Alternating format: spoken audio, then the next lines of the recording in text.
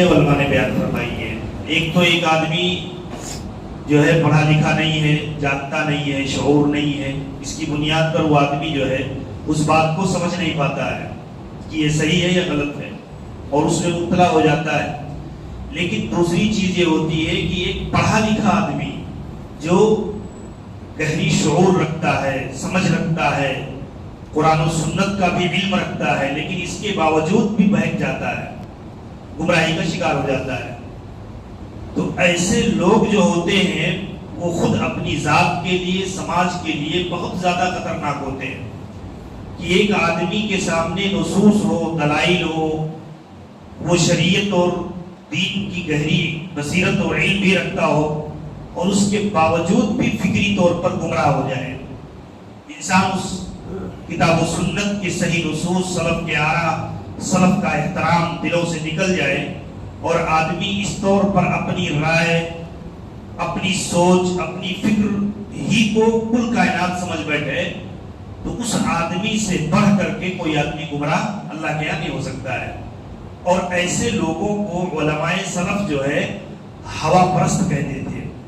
چاہے وہ علماء سے ہو، عوام سے ہو، پڑھا لکھا طبقہ یا یونیورسٹیوں کالجوں سے تعلق رکھنے والا ہو، اور یہ گمراہی کی بڑی خطرناک قسم ہوتی ہے۔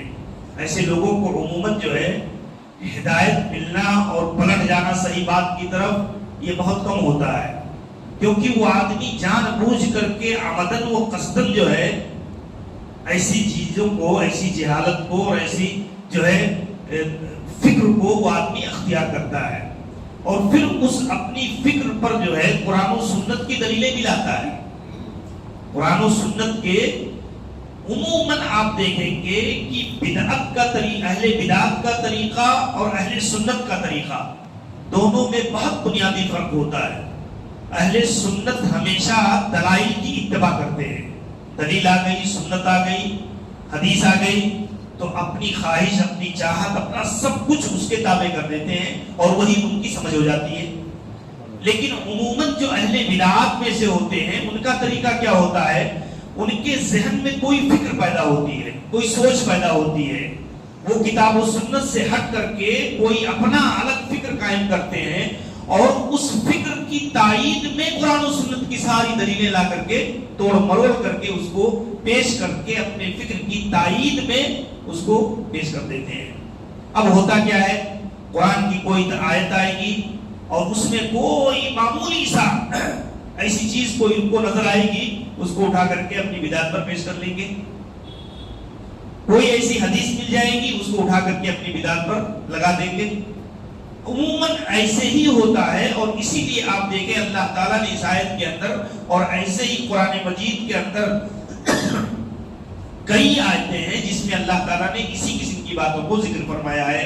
کہ اس آدمی سے بڑھ کر کے گمراہ کون ہو سکتا ہے کہ جو آدمی اللہ تعالیٰ کی حق اور ہدایت کو چھوڑ کر کے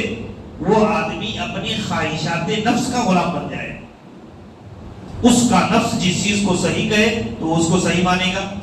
اس کی خواہش جس چیز کو غلط کہے تو اس کو غلط مانے گا۔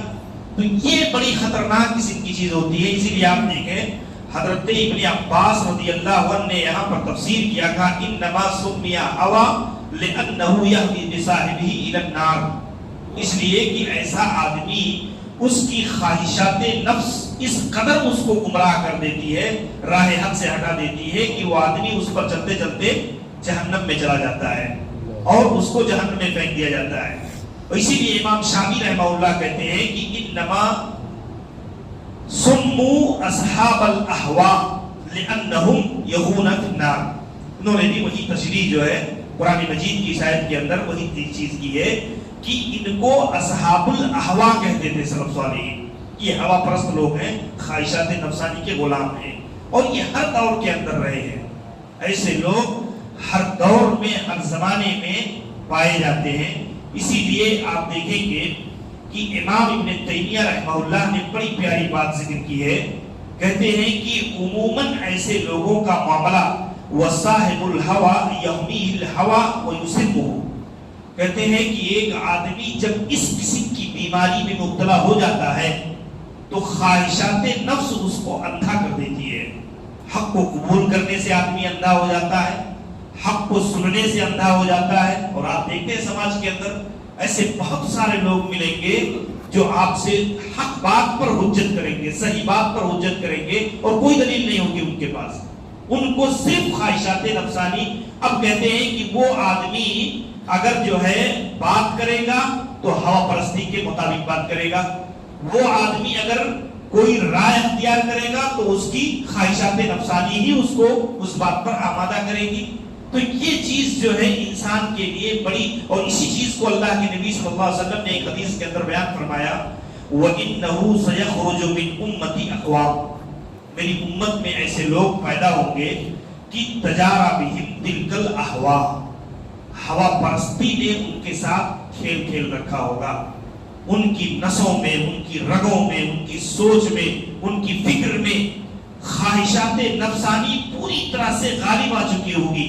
کما یتجار الکلب لصاحبہ, جیسے ایک کتا اگر کسی آدمی کو کاٹ لیتا ہے تو اس کتے کا زہریلا اثر جو ہے اس آدمی کی رگ میں اس طرح سے آہستہ آہستہ آہستہ سما جاتا ہے کہ جو ہے وہ آدمی پوری طرح سے باولا ہو جاتا ہے, پوری طرح سے باولا ہو جاتا ہے. اللہ کے نبی نے مثال دیا کہ ہوا پرست انسان کی مثال ایسے ہی ہے کہ ایک آدمی اگر بدعت کا رسیا ہو جاتا ہے تو اس آدمی کے پورے وجود میں پوری حق اور صداقت اس کے یہاں سے نکل جاتی ہے. اور اللہ کے نبی نے فرمایا میری امت میں ایسے لوگ ضرور پیدا ہوں گے. اب دیکھیں کہ اللہ کے نبی صلی اللہ علیہ وسلم کی یہ پیشین گوئی ہے, اور عموماً ایسے لوگ, اور یہ آپ جانیے کہ جب ایسے لوگ بہکتے ہیں تو ان کے پیچھے پوری جماعت بہک جاتی ہے. ایسے لوگ جب گمراہی کا شکار ہوتے ہیں تو وہ تنہا نہیں ہوتے, ان کے ساتھ ایک پوری جماعت, پورا گروپ نوجوانوں کا, پڑھا لکھا طبقہ اس قسم کی گمراہیوں کا شکار ہوتا ہے. آپ دیکھیں یہ پورا تحریکی بیلٹ, جتنے بھی تحریکی جو ہے یہ تحریرات ہیں, کتابیں ہیں, تحریری فکر ہے, تحریکی سوچ ہے, یہ سب کے سب اگر آپ دیکھیں گے چاہے وہ ڈاکٹر اسرار کا پورا شاگردوں کا بیلٹ ہو, یا مولانا مودودی رحمہ اللہ کا پورا بیلٹ ہو ان کے شاگردوں کا, یا سید قطب کا پورا معاملہ ہو, یا حسن البنا کی پوری جماعت ہو, آپ دیکھیں کہ عموماً ان کے یہاں گمراہی کی اسی قسم کی سوچ اور اسی قسم کی فکر جو ہے پائی جاتی ہے کہ وہ نصوص اور دلائل کی اہمیت ان کے یہاں نہیں ہوتی, ان کے یہاں اپنی فکر اور اپنی سوچ کی وہ حیثیت ہوتی ہے, اور اس کے پیچھے جو ہے وہ اس قسم کی دلیلوں کو لا کر کے. آج دیکھیں نوجوانوں کا کتنا بڑا طبقہ, سوشل میڈیا سے جو لوگ جڑے ہوئے ہیں ان کو اندازہ ہوگا کہ ایسی تحریریں اور ایسے مسئلے پر کلام میں اس قسم کی گفتگو اور ایسی رائے اختیار کی جاتی ہیں جو شاید آج تک سلف میں کبھی یا آج تک تاریخ میں کبھی اس قسم کی چیزیں جو ہے پیدا نہیں ہوئی تھی. اتنی تیزی کے ساتھ جو ہے انحراف کی شکلیں اور سلف کے جو ہے شان میں گستاخی کی شکلیں, یا ایسے معتبر ائمہ اور علماء کی جو قرآن و سنت کی صحیح تشریحات کے لیے اساس ہے, بنیاد ہے ہمارے لیے کہ ہم ان کے فہم پر اعتماد کرتے ہیں, ان کی خدمات پر اعتماد کرتے ہیں, ان کی تحریروں پر اعتماد کرتے ہیں. آج ڈائریکٹ ان شخصیتوں کی پوری تحریروں پر ان کی پورے خدمات کو جو ہے ملیامت کرنے کی پوری سازشیں, پوری کوششیں جو ہے عام طور پر روا ہے. تو یہ چیزیں جو ہے آپ دیکھیں اللہ کے نبی علیہ السلام نے اس حدیث کے اندر بھی بیان فرمایا. اسی لیے آپ دیکھیں کہ سلف کا طریقہ یہ ہوتا تھا, وہ عموماً اہل بدعت سے بچنے کی تلقین کرتے تھے. عام لوگوں کو ان کی تحریروں سے بچنے کی, ان کی تحریریں نہ پڑھی جائیں. میں نے یہی دیکھا, زیادہ نہیں یہ بھارتیہ پر دیکھا, نوجوانوں میں سے کئی نوجوان انہوں نے کیا کیا, انہوں نے منکرین حدیث کی تحریریں پڑھنی شروع کی, جو ہے منکرین حدیث کی جو حدیثوں کا انکار کرتے ہیں, اور اتنے خوبصورت انداز میں حدیثوں کو ہلکا بناتے, اس کی حیثیت کو کمزور کرتے ہیں کہ ایک آدمی پڑھتے جو نتیجہ اخذ کرے گا وہ عموماً گمراہی کا نتیجہ ہوگا. اب نتیجہ یہ ہوا کہ قبر کا عذاب جو ہے یہ مجازی ہے. اس پر پوری تحریر ایک نوجوان نے پڑھی, اور پڑھنے کے بعد اس قدر گمراہی کا شکار ہوا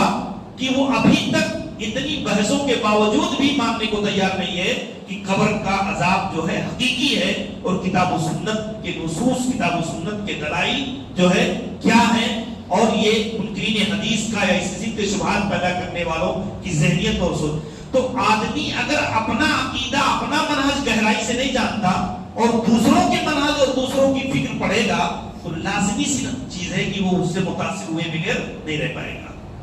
اسی لیے آپ دیکھیں سلف کے یہاں قاعدہ یہ ہوتا تھا، وہ کہتے تھے کہ اہل بدعت کی تحریریں، اہل بدعت کے ساتھ بیٹھنا، اہل بدعت کی مجلسوں میں بیٹھنے سے عوام الناس کو منع کرتے تھے. آپ دیکھیں ایک واقعہ ذکر کیا ہے جو ہے اسما بنت عبید کہتے ہیں کہ دخل رجلان من اصحاب الاهواء، ہوا پرست خواہشات اہل بدعت میں سے کچھ دو لوگ جو ہے یہ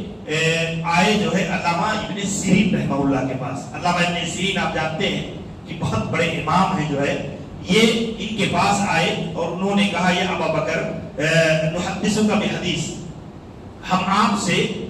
کسی حدیث کے مسئلے میں، کسی بات میں ہم آپ سے گفتگو کرنا چاہتے ہیں، شریعت کے ایک مسئلے میں ہم آپ سے کچھ باتیں کرنا چاہتے ہیں. قال اللہ، ان کو معلوم تھا کہ یہ بدعتی اور یہ ہوا پرست لوگ ہیں، یہ مانیں گے نہیں، یہ اپنی بات منوانے مجھ سے آئے ہیں. تو انہوں نے کہا کہ نہیں، ہم آپ سے گفتگو کرنا نہیں چاہتے.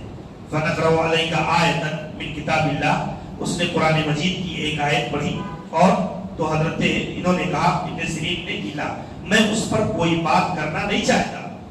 اور وہ آخر وقت تک انکار کرتے ہی رہے. آپ دیکھیں اتنے بڑے امام ہیں اپنے دور کے، لیکن اس کی آیت، اس کی حدیث جس سے وہ غلط قسم کے شبہات پیدا کر رہا ہے، اس کی باتیں سننے کے لیے تیار نہیں ہوئی آخر تک. تو جب وہ چلے گئے ہار مات کر کے، تو ان کے شاگردوں میں سے کچھ لوگوں نے کہا آپ تو اتنے بڑے امام ہیں، قرآن کا فہم ہے، حدیث کا فہم ہے، آپ کے اندر اتنی گہری بصیرت ہے، پھر بھی آپ ان کی باتیں سننے کے لیے تیار نہیں ہوئے. تو انہوں نے کہا کہ جانتے ہو میں نے ان کی باتیں اس لیے سننے کے لیے میں تیار نہیں ہوا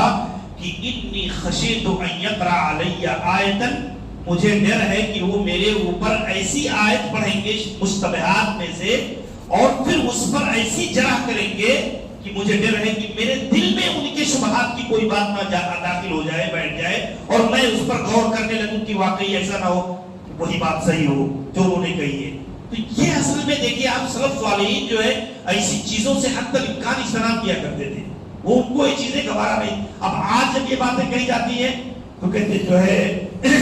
جیسے بریلوی اپنے عوام کو روکتے ہیں کہ جو ہے حق بات کو جو ہے نہ پڑھو، ان کی کتابیں نہ پڑھو، تو ایسے اہل حدیثوں کے یہاں بھی یہ چیز آ گئی کہ ان کی کتاب نہ پڑھو، ان کی کتاب. ہمارے یہاں یہ تصور نہیں ہے کہ ان کی کتاب نہ پڑھو، ان کی کتاب نہ پڑھو. مسئلہ یہ ہے کہ اگر ایک عام آدمی، عام اہل حدیث اگر سنت اور بدعت کی فرق کو، خواہشات نفسانی کے ان شبہات کو نہیں سمجھتا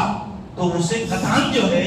غیروں کی کتابیں، غیروں کی تحریریں اور غیروں کی چیزوں کو نہیں پڑھنا چاہیے. ہاں اگر اس کے اندر درک ہے، پکڑ ہے، گرفت ہے، سمجھ ہے، تو رد کرنے کے حساب سے، اس چیز کو کے حساب سے وہ آدمی سن سکتا ہے، پڑھ سکتا ہے. لیکن سلف صالحین اس حد تک احتیاط کرتے تھے کہ ان سے پوری طرح سے پوری اختیار کی جائے. تو یہ اس باب میں بہت اہم ترین چیزیں ہیں، اور بھی علماء نے بہت ساری اہم ترین باتیں لکھی ہیں کہ خواہشات نفسانی میں انسان جب پڑ جاتا ہے تو پوری طرح سے انسان ہلاکت و بربادی کا شکار ہو جاتا ہے. اللہ تعالیٰ ایسی چیزوں سے ہماری اور آپ کی حفاظت فرمائے. اللہ رب العالمین صحیح طور پر صحیح فکر، صحیح منہج اور سنتوں کا احترام کرنے کے اللہ میں توفیق بخشے. السلام علیکم ورحمۃ اللہ.